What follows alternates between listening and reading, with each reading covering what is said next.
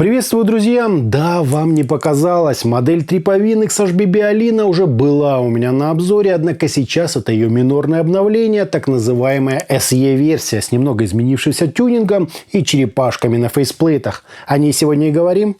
Поехали! Пришли наушники в средней по габаритам коробки с изображением непосредственно героев обзора и списком из технических характеристик на боковой части. Из важного отметим импеданс 32 Ома и чувствительность, равную 109 дБ. В комплекте находим гарантийный талон, приятный такой круглый бокс из кожзаменителя, 10 пар запасных сеточек на звуковод и 2 набора силиконовых амбушюр разного размера и диаметра сердечника. Насадки, вообще говоря, годные, но с КБР 0.7 наушники раскрываются намного лучше. Кабель ровно такой, как и у других моделей от этого производителя. Гибкий, витой, со штекером на 3,5 мм и сопротивлением в 44 Ома на каждой из жил. В принципе, все с ним нормально.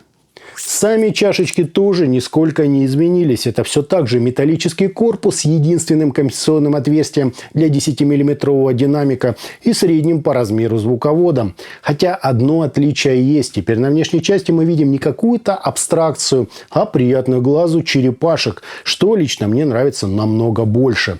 Сидит модель отлично, да и звукоизоляция на довольно высоком уровне. Вот так, друзья, это все и выглядит.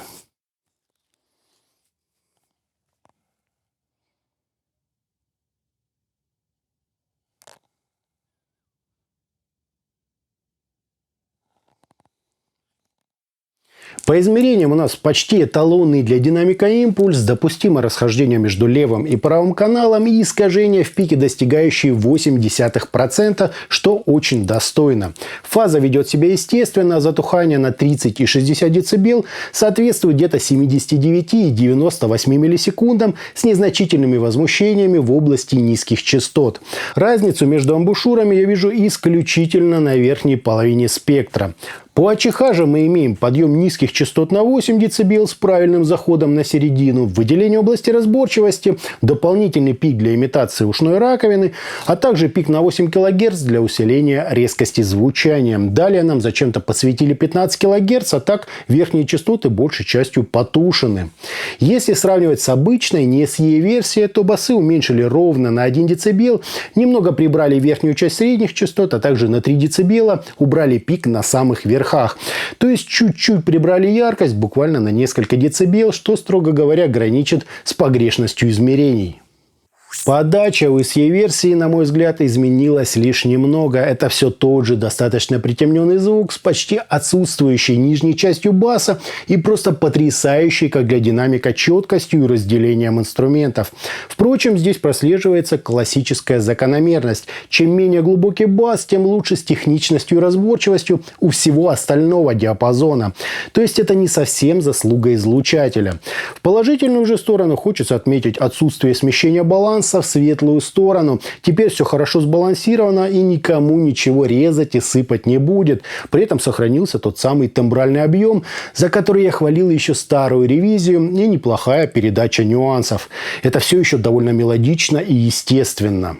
Относительно жанровой применимости, на мой взгляд, вообще ничего не изменилось. Предпочтительно, конечно, их использовать любителям разнообразной тяжелой и другой агрессивной музыки.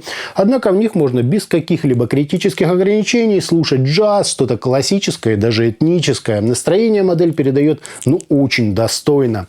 В недостатке можно отметить несколько однородную плотность без прозрачности и немного сжатую в глубину сцену. Но то особенности почти всех наушников с подобной настройкой и типом излучателя. По источникам тоже без вопросов. Модель хорошо сыграется с чем-то музыкальным или нейтральным. Разбирая по частотам, здесь не очень глубокий, но зато четкий бас, массивная, в достаточной мере мелодичная середина и заметно прибранные высокие частоты. Они, конечно, чувствуются, но где-то на втором плане. По факту это все те же знакомые нам Alina с настолько незначительными изменениями, что их можно было бы списать на новую партию. Да, хорошие наушники стали стали еще лучше. И оглядываясь на то, что они выпустили из нового, Alina все-таки гораздо интереснее. Так что хорошо, что сделали. Это позволило мне еще раз насладиться их довольно техничным звучанием. Ну и покупать новую версию теперь нет никакого смысла, разве что по цене сделают существенную скидку. Итогом, динамические наушники Tripovin XHBB Alina SE — это все те же порядочно нашумевшие среди ценителей тяжелой музыки наушники, но с черепашками на внешней части и куда более спокойными верхами. Теперь вам ничего не будет ни ярчить, ни резать, да и баланс стал более точным. Добавили бы еще саббаса, было бы вообще сказка, хотя они и так идут как горячие пирожки на AliExpress.